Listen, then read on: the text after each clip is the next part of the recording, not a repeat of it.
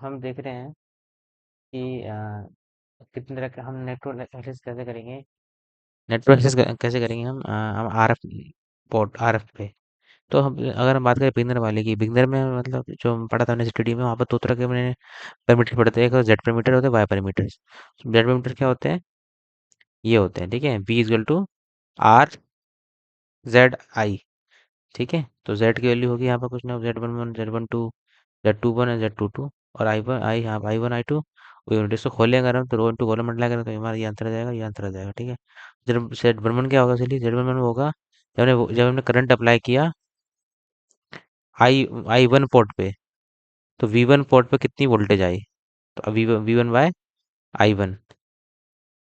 ठीक है, I one volt में करंट अप्लाई किया तो कोई वोल्टेज V1 वोल्ट पे कितनी, इस पे V1 वोल्ट पे कितनी हमारी वोल्टेज आ गई when the I2 is zero. इसका होगा ओपन सर्किट। इसलिए I2 जीरो करने के लिए हमें पड़ेगा, अपना सर्किट को ओपन करना पड़ेगा। तो I2 जीरो करना है मतलब अपने पड़ेगा circuit has to be open. ठीक है, ओपन होना पड़ेगा। सिमिलरली अगर हम बात करें एमिटेंस की, तो वो क्या होता है हमारा, I equal to Y into I, Y into V1 या V। ठीक है, मतलब वही एमिटेंस का फॉर्मूला होता है 1/R।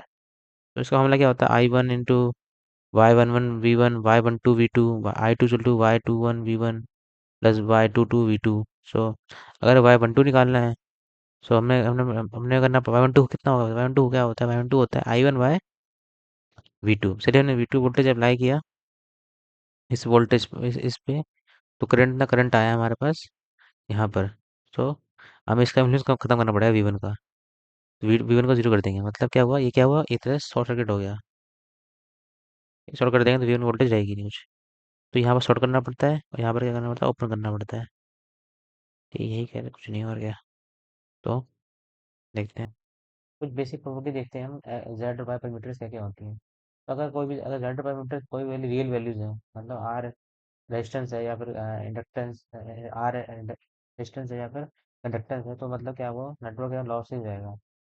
ठीक है, और तो एंड अगर कोई ट्रांसफॉर्म इक्वल है, जेड पैरामीटर जो है ट्रांसफॉर्म इक्वल टू जेड आ रहा है, और या फिर Y parameter transform equal to Y आ रहा है, तो वो सिमेट्रिक क्वांटिटी है। ठीक है, इसका सिमेट्रिक मतलब Y21 इक्वल टू Y12, ऐसा कुछ।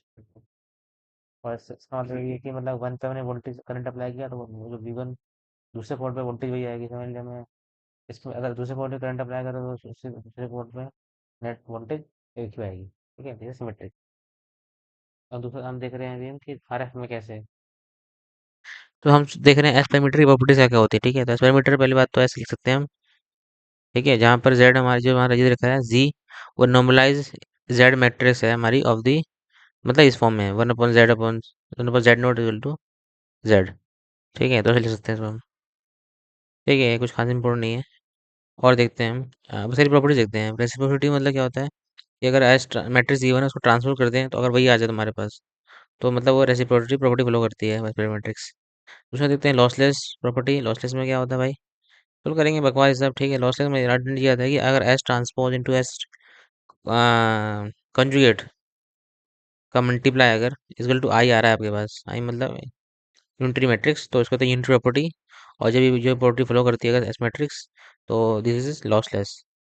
थर्ड प्रॉपर्टी है हमारे पास लॉस मैचिंग की, पॉट मैचिंग। तो उसके इसमें क्या होता है, हमारे पास जो डायन कॉम्पोनेंट जो होते हैं ये वाले, S11 S2 2 S3 और 2 S11, they all should be zero. ठीक है, जीरो होने चाहिए हमारे पास है। और जीरो है तो मतलब कि हमारे क्या है, प्रॉपर्टी फॉलो कर रही है मैच्ड वाली। बस क्रेजी। और दो तीन प्रॉपर्टी प्रॉपर्टी देखते हैं हमारे हमारे पास, जो मतलब IEEE स्टैंडर्ड्स जो हैं किसी भी सिस्टम को बताने के लिए, तो सिस्टम कैसा बिहेव कर रहा है।